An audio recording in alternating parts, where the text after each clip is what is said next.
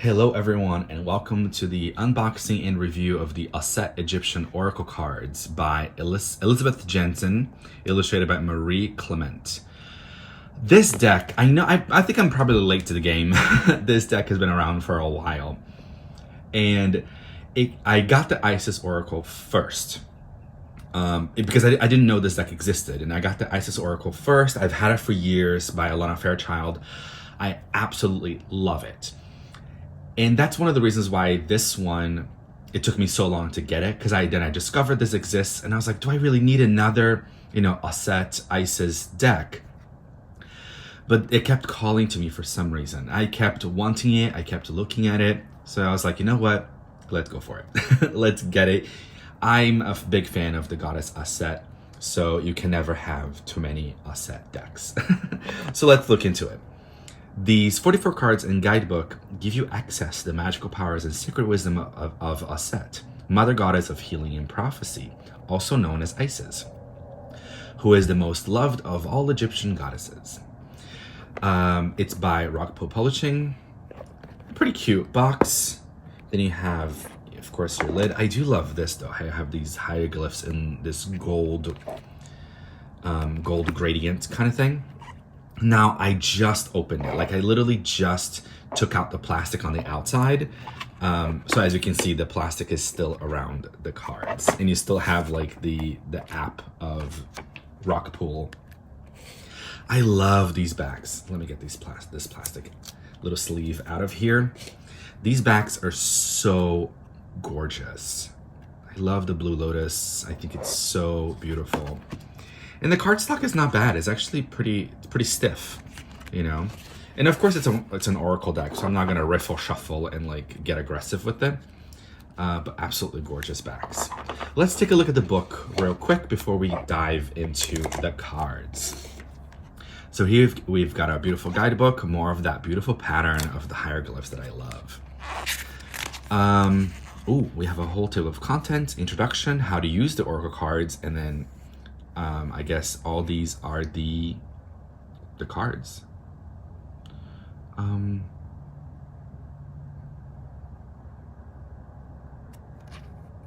Oh, okay, sorry. It took me a second because I was like, okay, I see these numbers, but then I see these. I was like, wait, what's going on?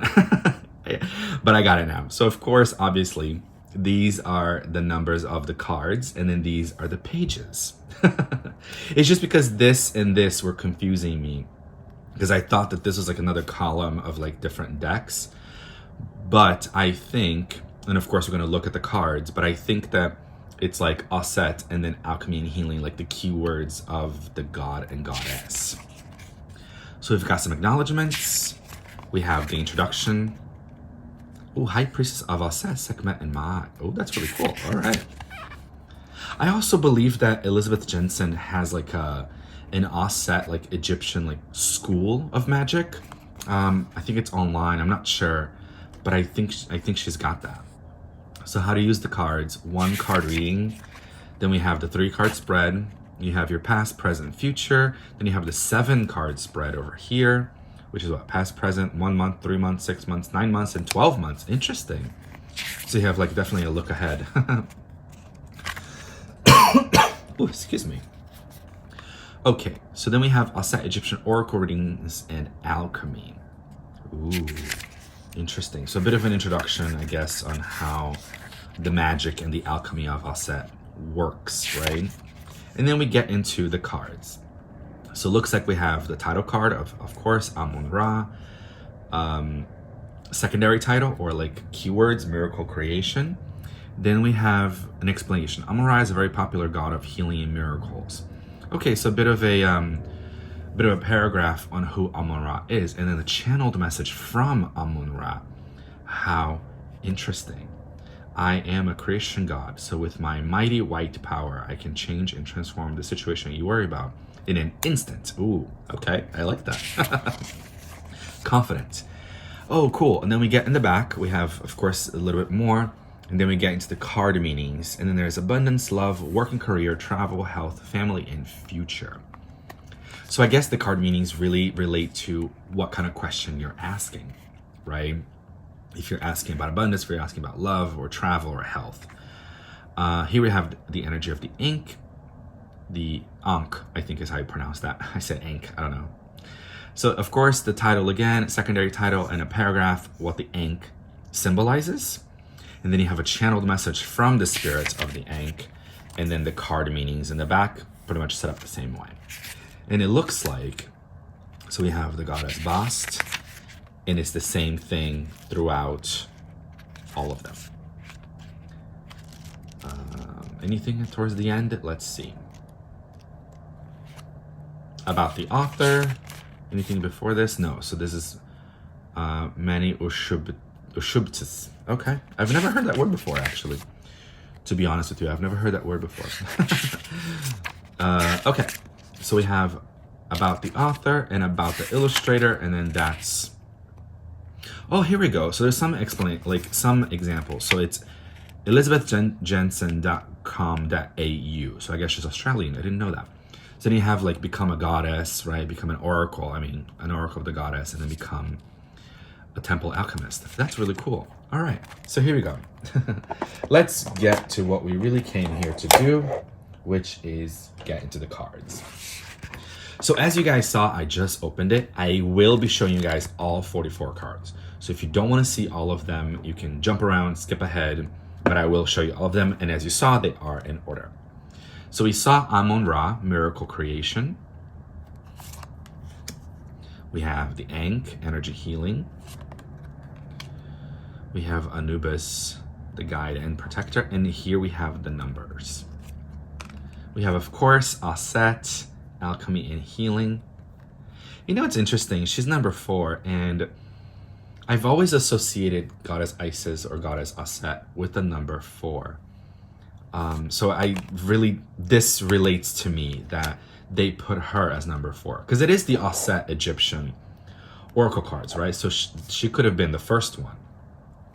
But I'm assuming that they're going in alphabetical order, which they are. But it correlates to Auset being number 4, and I think that's really cool. No wonder this deck has been calling to me for quite some time. We have Bast, joy and pleasure. The Blue Lotus, which is the back art. You have the Cobra. The artwork is really beautiful, I gotta say. We have a Dalmutef. Forgive me if I'm mispronouncing some of these words. Some of these words I've never seen before. We have Geb. We have Giza. The Great Pyramid. We have Hapi, the water spirit. I like this too. I like that there's like earth spirit, water spirit. I'm assuming there's going to be a fire and an earth spirit as well. I really like when decks have, well, I work with the 4 elements. So I like that there is a elemental aspect. Horus, slow victory. The Horus bark. Imhotep, temple healing. Whoop, I dropped the air spirit.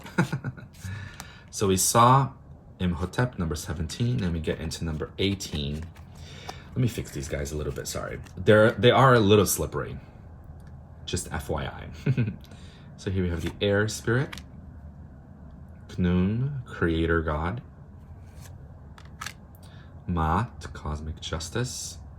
I do see the goddess Maat quite a few times in different tarot decks.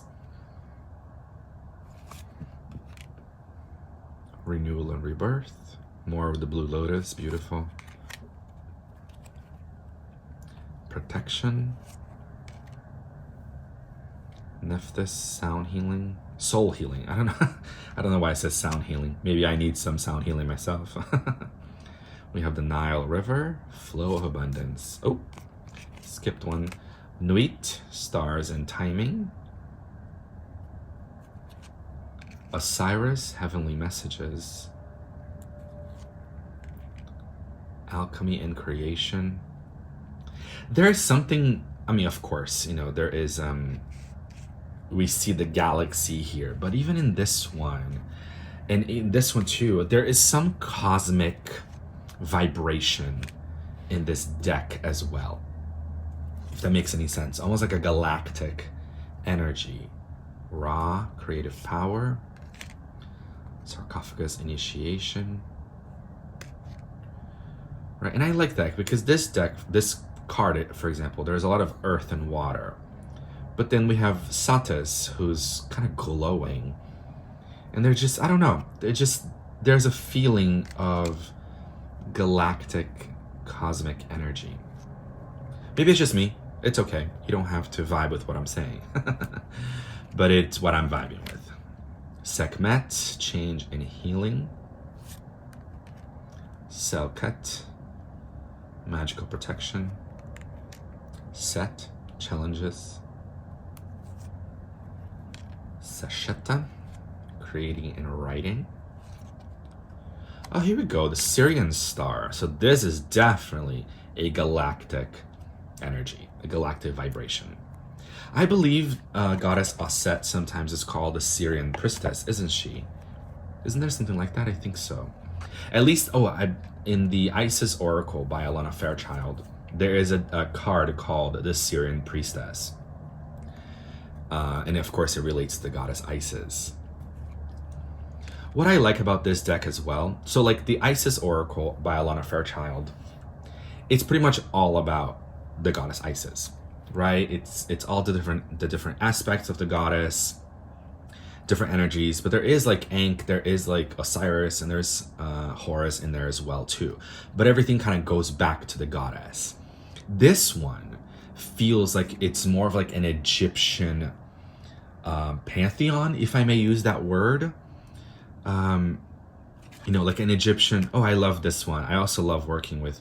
So Tahuti is also called Thoth, or more commonly known as Thoth, the keeper of the Akashic records. And then the Ushubtis, if I'm pronouncing that correctly, probably not. But yeah, this deck is interesting because even though it is called the Auset Egyptian Oracle cards, the name is perfect because the focus is the goddess Auset, but Egyptian Oracle cards, it's all about like different Egyptian gods and goddesses and different Egyptian symbols and beliefs. All right, so I love that. Can't wait to start working with this deck. I hope you guys enjoyed the unboxing and review of the Auset Egyptian Oracle cards. Thank you so much for joining me, and I'll see you guys next time.